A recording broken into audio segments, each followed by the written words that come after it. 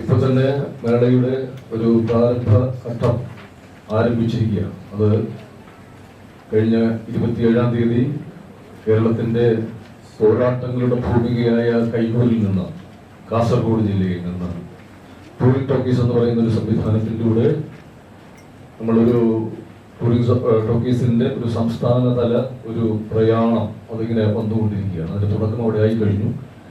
14 ജില്ലകളിൽ, വയനാട് ഒഴികെ നമ്മൾ എല്ലാ ജില്ലകളിലും അതൊരു സാംസ്കാരിക പരിപാടിയായിട്ട് തന്നെ സംഘടിപ്പിച്ച് അവിടുത്തെ സാംസ്കാരിക പ്രവർത്തകരെയും രാഷ്ട്രീയ സാമൂഹ്യ രംഗങ്ങളിലെ പ്രധാന വ്യക്തിത്വങ്ങളെ എല്ലാം പങ്കെടുപ്പിച്ചുകൊണ്ട് അവിടെ പ്രധാനപ്പെട്ട ചില ക്ലാസിക് സിനിമകൾ പ്രദർശിപ്പിച്ചുകൊണ്ട് 27-ാം തീയതി മുതൽ അത് തലസ്ഥാന നഗരിയിലേക്ക് വന്നുകൊണ്ടിരിക്കുകയാണ്. ഇതിനോടകം തന്നെ അത് എല്ലാ ജില്ലകളിലും അതൊരു വലിയ വാർത്താ പ്രാധാന്യം നൽകുന്ന ഒരു പരിപാടിയായിട്ട് ചലച്ചിത്രമേളയുടെ തുടക്കമായിട്ട് അതിങ്ങനെ വരുന്നു. അത് തിരുവനന്തപുരത്ത് സമാപിക്കുമ്പോഴാണ് നമ്മൾ മലയാള സിനിമയുടെ പിതാവായിട്ടുള്ള ജെ.സി. ഡാനിയലിന്റെ ആ സ്മാരകത്തിൽ നിന്ന് ദീപശിഖ തെളിയിച്ച് അത് നെയ്യാറ്റിൻകര ഗോമളം എന്ന് പറയുന്ന അധികാര നായികയിലൂടെ അവിടെ നിന്ന് ആ ദീപശിഖ പ്രയാണം വീണ്ടും വരുന്നു. ഇടയ്ക്ക് മലയാള സിനിമയിലെ ഒരു കാലഘട്ടത്തിന്റെ മുഴുവൻ അനശ്വര പ്രതിഭകളുടെ സ്മരണകൾ ഇരമ്പുന്ന മെരിലാൻഡ് സ്റ്റുഡിയോയിൽ നമ്മൾ ഈ ദീപശിഖയ്ക്ക് അവിടെ ഒരു സ്വീകരണമുണ്ട്. അവിടെ ആ മഹാപ്രതിഭകളുടെ മുഴുവൻ, മലയാള സിനിമ എന്ന് പറയുന്നത് കുറച്ച് നടന്മാരുടെയോ നടിമാരുടെയോ അല്ലല്ലോ, മാത്രമല്ലല്ലോ, ഒരുപാട് മഹാപ്രതിഭകൾ, സംവിധായകർ, തിരക്കഥാകൃത്തുക്കൾ, നിർമ്മാതാക്കൾ, അവരെല്ലാം ഓർത്തുകൊണ്ട് സാങ്കേതിക വിദഗ്ധർ, അവർക്കെല്ലാം ഒരു ആദരാഞ്ജലി അർപ്പിക്കുന്ന ആ സ്മരണകളുടെ മണ്ണിൽ അത് അർപ്പിച്ച് അവിടെ നിന്ന് ഈ ജാഥ നേരെ പ്രേംനസീർ സ്മാരകം, അത് ചലച്ചിത്ര അക്കാദമി സാംസ്കാരിക വകുപ്പിന്റെ നേതൃത്വത്തിൽ സംസ്ഥാന ഗവൺമെന്റിന്റെ ഒരു സാംസ്കാരിക സമിതി അവിടെ അതിന്റെ പ്രവർത്തനം നടന്നു വരികയാണ്. ആ കേന്ദ്രത്തിൽ നസീർ സാറിന്റെ സ്മരണ അവിടെ നിന്ന് ആ ദീപശിഖ, അത് അവിടുത്തെ MLA ഒക്കെ നേതൃത്വം നൽകുന്ന ഒരു വലിയ പരിപാടിയായിട്ട് സംഘടിപ്പിച്ചിട്ടുണ്ട്. അവിടെ നിന്ന് ആ പ്രയാണം നേരെ PK റോസി എന്ന് പറയുന്ന മലയാള സിനിമയുടെ ഒരു കാലഘട്ടത്തിന്റെ ചരിത്രമാണ്. മലയാള സിനിമയുടെ ഒരു അതിജീവനത്തിന്റെ അല്ലെങ്കിൽ ഒരു പോരാട്ടത്തിന്റെ ഒരു വലിയ പ്രതീകമായി നമ്മളിവിടെ അവരെ അട്ടിപ്പഴിച്ച ഒരു ആദ്യകാല സിനിമയിൽ ഒരു സവർണ കഥാപാത്രം അവതരിപ്പിച്ചത് കൊണ്ട് ഒരു ദളിത് യുവതിയെ, ഒരു ഒരു കലാകാരിയെ നമ്മൾ ആട്ടി ഓടിച്ചതിന്റെ ഓർമ്മകൾ കൂടിയുണ്ട്.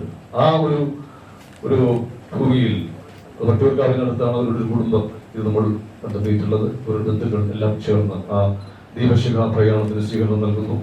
അവിടെ MLA ശ്രീ VK പ്രശാന്ത് ഒക്കെ ഉൾപ്പെടെ അവിടെ നിന്ന് ആ പ്രയാണം വീണ്ടും മലയാളത്തിലെ അനശ്വര നടൻ സത്യൻ മാഷിന്റെ അന്ത്യവിശ്രമം കൊള്ളുന്ന തിരുവനന്തപുരത്ത് പാളയത്തെ LMS സ്ക്വയറിൽ അദ്ദേഹത്തിന് അർപ്പിച്ചിരിക്കുന്നുണ്ട് നിന്ന് ആ ദീപശിഖ അവിടെയും ആ സ്വീകരണങ്ങളൊക്കെ ഏറ്റുവാങ്ങിക്കൊണ്ട് കേരളത്തിന്റെ സാംസ്കാരിക ഇടനാഴി മാനവീയം വീഥിയിൽ P. ഭാസ്കരൻ മാഷിന്റെ അദ്ദേഹത്തിന്റെ ശതാബ്ദി വർഷമാണിത്. അവിടെ അദ്ദേഹത്തിന് കൂടിയുള്ള ഒരു ആദരവായിട്ട് അത് മാറുന്നു. തൊട്ടിപ്പുറത്ത് വയലാർ ആ പ്രതിമയുണ്ട്. അവിടെ മാനവീയം വീഥിയിൽ ഈ ഫെസ്റ്റിവൽ നടക്കുന്ന ഡിസംബർ 13 മുതൽ 20 വരെ, 12-ാം തീയതി വൈകുന്നേരമാണ് ഈ പരിപാടി അവിടെ സമാപിക്കുന്നത്. അവിടെ അത് ഈ 8 ദിവസങ്ങളിലും ഇത് ഇങ്ങനെ ജ്വലിച്ച് ഈ മേളയുടെ ഒരു പ്രതീകമായിട്ട് അതവിടെ ഉണ്ടാകും. ആ അതിന്റെ ആ ഒരു ജ്യോതി അത് മലയാള സിനിമയിലെ മുഴുവൻ ഇന്നോളമുള്ള എല്ലാ മഹാപ്രതിഭകളെയും ഓർത്തുകൊണ്ട് അവർക്ക് ആദരവർപ്പിച്ചുകൊണ്ടുള്ള ഒരു ജ്യോതി ആണ്. അവിടെ നിന്നാണ് നമ്മൾ ഉദ്ഘാടന രീതിയിലേക്ക് വരുന്നത്. അതിന്റെ വിശദവിവരങ്ങൾ പ്രിയപ്പെട്ട അതിനായിട്ടുള്ള മന്ത്രി വിശദീകരിച്ചു. അതിന്റെ മറ്റു കാര്യങ്ങളിലേക്കൊന്നും പോകുന്നില്ല. ഈ മേളയുടെ ഒരു പ്രത്യേകത കൂടി പറഞ്ഞുകൊണ്ട് ഞാൻ നിർത്താം. അത് മറ്റൊന്നുമല്ല, മലയാള സിനിമയിലെ ഒരു സമീപകാല വർത്തമാനകാല സാഹചര്യങ്ങളിൽ നമ്മൾ ലോക സിനിമയിൽ വലിയ സംഭാവന നൽകിയിട്ടുള്ള സ്ത്രീ പ്രതിഭകളെ, വനിതാ പ്രതിഭകളെ നമ്മൾ ആദരിക്കുകയും അവരുടെ പ്രതിഭകളെ അടയാളപ്പെടുത്തുകയും ചെയ്യുന്ന ഒരു ഫെസ്റ്റിവലായി കൂടി, അതൊരു സ്ത്രീപക്ഷ ഫെസ്റ്റിവൽ അങ്ങനെയൊന്നും ഒരു പദപ്രയോഗത്തിലേക്കൊന്നും പോകുന്നില്ല. എല്ലാ പുരുഷ പ്രാധാന്യവും നൽകിക്കൊണ്ട് തന്നെ അത്തരത്തിലുള്ള ഒരു തീം, ഒരു കാഴ്ചപ്പാടോട് കൂടി തന്നെയാണ് ഈ ഫെസ്റ്റിവൽ വിഭാവന ചെയ്തിട്ടുള്ളത്. നമുക്ക് ലൈഫ് ടൈം അച്ചീവ്മെന്റ് പുരസ്കാരം, സ്പിരിറ്റ് ഓഫ് സിനിമ പുരസ്കാരം, അതുപോലെ ജൂറിയുടെ, അന്താരാഷ്ട്ര ജൂറിയുടെ ചെയർപേഴ്സൺ തുടങ്ങിയെല്ലാം അത് ഒരു നിയോഗം പോലെ സംഭവിക്കുക കൂടിയായിരുന്നു. അത് നമ്മളൊരു ബോധപൂർവം സ്ത്രീകൾക്ക് അങ്ങനെ അതല്ല, അങ്ങനെ ഇത് യാദൃശ്ചികമായി തന്നെ സംഭവിച്ചു. അത് ഈ ഫെസ്റ്റിവലിന്റെ നമ്മളുടെ ഈ മലയാളം സിനിമ ടുഡേ വിഭാഗത്തിൽ പോലും 4 വനിതാ സംവിധായകരുടെ സാന്നിധ്യം നമ്മൾ അടയാളപ്പെടുത്തുകയാണ്. അപ്പൊ ഈ അർത്ഥത്തിൽ അതുപോലെ 25ഓളം ഈ മുതിർന്ന നടിമാരെ നമ്മൾ ആദരിക്കുന്നു. ഒരു കാലത്ത് മലയാള സിനിമയിൽ ജ്വലിച്ചു നിന്ന നമ്മൾ ഒരുപാട് പേരെ സമീപിച്ചതാണ്, എല്ലാവരെയും സമീപിച്ചതാണ്. പലർക്കും വരാനുള്ള ബുദ്ധിമുട്ടുകൾ അറിയിച്ചു, ചിലർ വരാനുള്ള സൗകര്യം, അനാരോഗ്യം, അതൊക്കെ മറികടന്നുകൊണ്ട് എത്തുകയാണ്. നമ്മളെല്ലാവരെയും ബന്ധപ്പെടുകയായിരുന്നു. അതിൽ വരാൻ പറ്റുന്നവരെ മുഴുവൻ, അവരെല്ലാം വരാതിരിക്കുന്നവരെയും നമ്മൾ ഈ അവസരത്തിൽ ഓർക്കുക.